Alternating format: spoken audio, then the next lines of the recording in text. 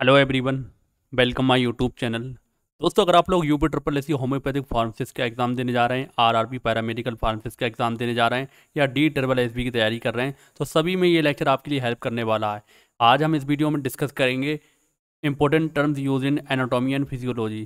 तो इसका part number 2 discuss करेंगे। इससे पहले हमने इसका एक पार्ट बना दिया, उसको भी आप देख सकते हैं। दोस्तों, ये कॉमन टॉपिक है, आपको हर एग्ज़ाम में से क्वेश्चन देखने को मिल जाते हैं। चलिए स्टार्ट करते हैं। तो सबसे पहला हमारा टर्म्स है आज की वीडियो में प्लाज्मा। प्लाज्मा क्या होता है आपको पता है। रक्त का दो भाग होता है, एक तो सेल कार्पेल्स जिन्हें बोलते हैं ब्लड सेल्स, दूसरा होता है जो कह सकते हैं लिक्विड पार्ट। लिक्विड पार्ट में क्या होता है प्लाज्मा। तो the liquid part of the blood that carry cells and protein throughout the body, यानी रक्त का तरल हिस्सा जो कोशिकाओं और प्रोटीन को पूरे शरीर में ले जाता है। तो इसका जो रक्त में भाग होता है 60% होता है, और 40% क्या होता है कार्पेल्स यानी कि रक्त सेल। तो ये चीज़ आप ध्यान रखेंगे।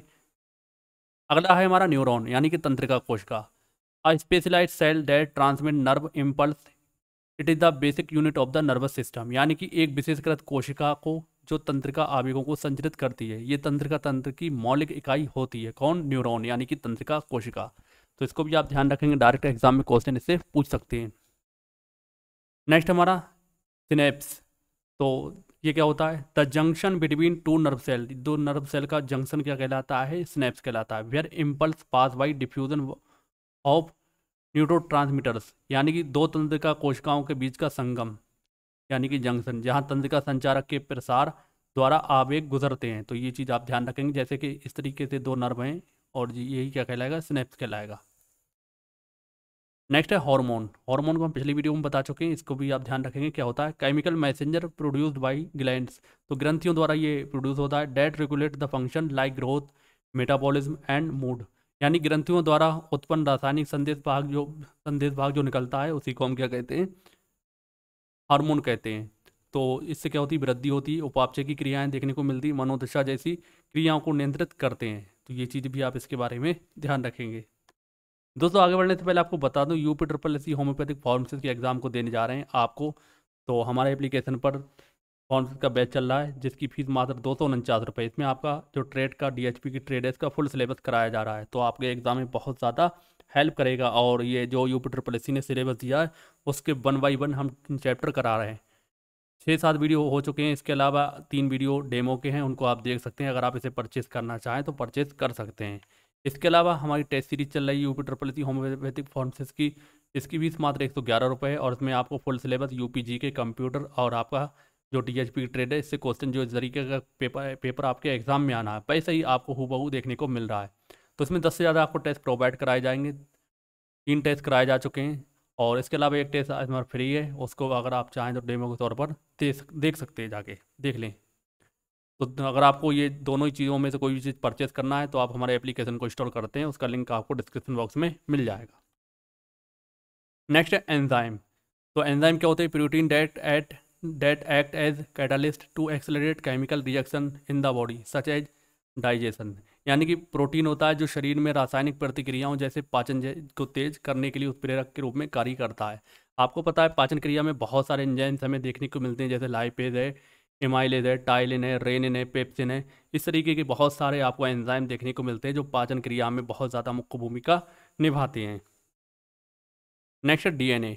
तो deoxyribonucleic acid, a molecule that carries genetic information in cell responsible for inheritance, यानी कि डी ऑक्सी राइबोन्यूक्लिक एसिड एक अणु जो कोशिकाओं में आनुवांशिक जानकारी को वहन करता है और विरासत के लिए जिम्मेदार होता है। आपको पता है कोशिका होती है, कोशिका में आपका क्या होता है? न्यूक्लियस होता है, यानी कि आपका जो क्या होता है? न्यूक्लियस। तो न्यूक्लियस के अंदर ही आपका क्या पाया जाता है? जीन पाया जाता है। जीन के अंदर डीएनए आरएनए मौजूद होते हैं। तो ये चीज़ आप इसके बारे में ध्यान रखेंगे। नेक्स्ट है रेस्पिरेशन यानी कि श्वसन। The process of breathing in which oxygen in taken and carbon dioxide इस एक्सपेल्ड फ्रॉम द बॉडी, यानी श्वास लेने की प्रक्रिया जिसमें क्या होता है? ऑक्सीजन ली जाती है और शरीर में कार्बन डाइऑक्साइड को बाहर निकाला जाता है। तो ये क्या कहलाता है? रेस्पिरेशन कहलाता है। दोस्तों, वीडियो में आगे बढ़ने से एक चीज़ आपको और बता दूं, बहुत सारे लोग कह रहे हैं कि आप एलोपैथिक का पढ़ा रहे हैं, होम्योपैथिक का नहीं पढ़ा रहे हैं। तो आपको बता दूं एलोपैथिक हो या होम्योपैथिक, कुछ टॉपिक आपको दोनों ही एग्जाम में कॉमन देखने को मिलने वाले, जैसे कि ह्यूमन एनाटॉमी और फिजियोलॉजी आपको हर एग्जाम में मिलना है, दोनों चाहे ह्यूमन आप एलोपैथिक का कोई एग्जाम दो या होम्योपैथिक का। अगर हम एक और टॉपिक की बात करें हेल्थ एजुकेशन, तो हेल्थ एजुकेशन भी आपको दोनों एग्जाम में क्वेश्चन देखने को मिलते हैं हेल्थ एजुकेशन से, चाहे एलोपैथी का कोई एग्जाम हो या होम्योपैथी का।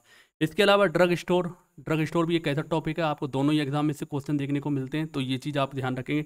इसके अलावा और हम बात करें बायोकेमिस्ट्री और क्लिनिकल पैथोलॉजी, तो ये भी एक ऐसा टॉपिक है जिसको एलोपैथिक या होम्योपैथिक दोनों में ही आपको इससे क्वेश्चन देखने को मिलते हैं, तो ये चीज़ आप ध्यान रखेंगे। इसी तरीके से फॉर्मेक्चुअल केमिस्ट्री है, तो ये भी आपको दोनों मिलती है, होम्योपैथिक और एलोपैथिक के लिए थोड़ा सा चेंज आता है, बाकी सब वही मिलता है। तो कुछ टॉपिक हैं चेंज, उनको हम बता देते हैं कि कौन से एग्ज़ाम के लिए हैं, कौन से एग्ज़ाम के लिए नहीं है, तो इस चीज़ को आपको टेंशन नहीं लेना है कि हम अलग पढ़ा रहे हैं। अगला है डाइजेशन यानी कि पाचन।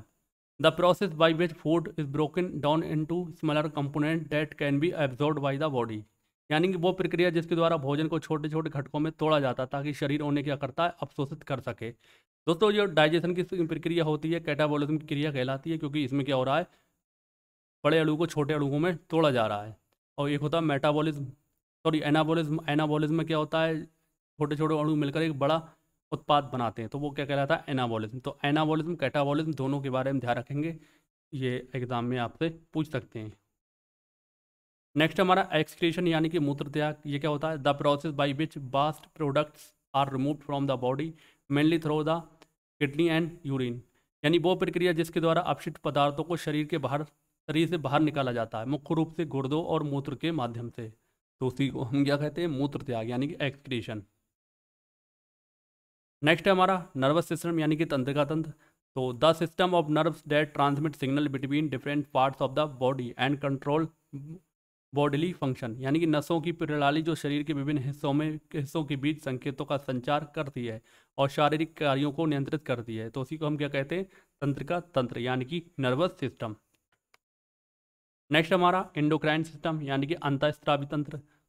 तो ये क्या होता है, the system of gland that produce hormone to regulate metabolism growth and development, तो ग्रंथियों की प्रणाली जो उपापचय वृद्धि और विकास को नियंत्रित करने के लिए होती है, तो उसी को क्या कहते हैं, हार्मोन उत्पन्न करती है। वही जो ग्रंथियाँ किस लिए होती हैं, उपापचय क्रिया, वृद्धि करती हैं, विकास करती हैं, तो इन सबको क्या करती हैं, नियंत्रित करती हैं, तो उसी को हम क्या कहते हैं, हार्मोन कहते हैं।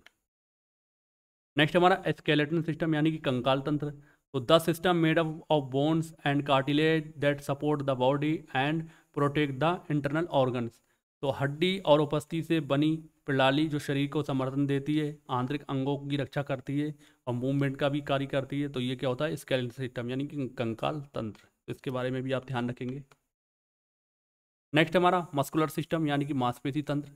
तो ये क्या होता है, the system composed of muscle that enables movement of the body and it's part, यानी कि मांसपेशियों से बनी प्रणाली जो शरीर और उसके अंगों को गति को क्या करती है, सक्षम बनाती है, तो उसी को हम कहते हैं मस्कुलर सिस्टम यानी कि मांसपेशीय तंत्र। नेक्स्ट हमारा इम्यून सिस्टम यानी प्रतिरक्षा तंत्र। तो the system that protect the body from infection and disease by identifying and destroying pathogens, यानी कि प्रणाली जो रोगाणुओं की पहचान करके उन्हें नष्ट करके शरीर को संक्रमणों और बीमारियों से बचाती है, उसी को हम क्या कहते हैं, प्रतिरक्षा तंत्र यानी कि इम्यून सिस्टम। नेक्स्ट हमारा रिप्रोडक्टिव सिस्टम यानी कि प्रजनन तंत्र। तो the system of organ involve in producing offspring including the testis and in male and ovaries in female, तो वो प्रणाली जो संतान उत्पन्न करने में संलग्न होती है, जैसे कि पुरुषों में क्या होते हैं, ब्रशर होते हैं टेस्टिस, और महिलाओं में क्या होते हैं, अंडाशय यानी कि ओवरीज शामिल होते हैं, तो इसी को हम क्या कहते हैं, प्रजातंत्र कहते हैं। दोस्तों ये थे मोस्ट इम्पोर्टेंट जो टर्म और जो उनकी डेफिनेशन जो आपके ह्यूमन एनाटॉमी और फिजियोलॉजी में बहुत ज़्यादा यूज़ होती है, तो आपको ये एलोपैथिक का एग्ज़ाम देंगे या होम्योपैथिक का, सभी एग्ज़ाम में आपको ये हेल्प करेगी। कहने का मकसद ये है कि अगर आप लोग आरआरबी पैरामेडिकल में फार्मासिस्ट के एग्ज़ाम को देने जा रहे हैं या फिर यूपी होम्योपैथिक फार्मासिस्ट के एग्ज़ाम को देने जा रहे हैं, दोनों ही एग्ज़ाम में ये वीडियो आपके लिए हेल्प करने वाला है, क्योंकि ये कॉमन टॉपिक है, आपको दोनों ही एग्ज़ाम में मिल सकता है, तो ये चीज़ आप ध्यान रखें, यूपी का एग्ज़ाम हो या फिर रेलवे का एग्ज़ाम हो, दोनों ही एग्ज़ाम में ये आपके लिए हेल्प करेगा। यहाँ तक कि DSSB का एग्ज़ाम हो, DSSB जो कराता है फार्मासिस्ट का एग्ज़ाम, उसके लिए भी ये बहुत ज़्यादा हेल्पफुल साबित होगी। तो अब अगर आप लोग UP SSC होम्योपैथिक की पूरी तरीके से तैयारी करना चाह रहे हैं, आप हमारे कोर्स को ज्वाइन कर सकते हैं। इसके अलावा टेस्ट सीरीज़ को भी ज्वाइन करना ना भूलें। मिलते हैं दोस्तों हम अगली वीडियो में, तब तक के लिए जय हिंद जय भारत।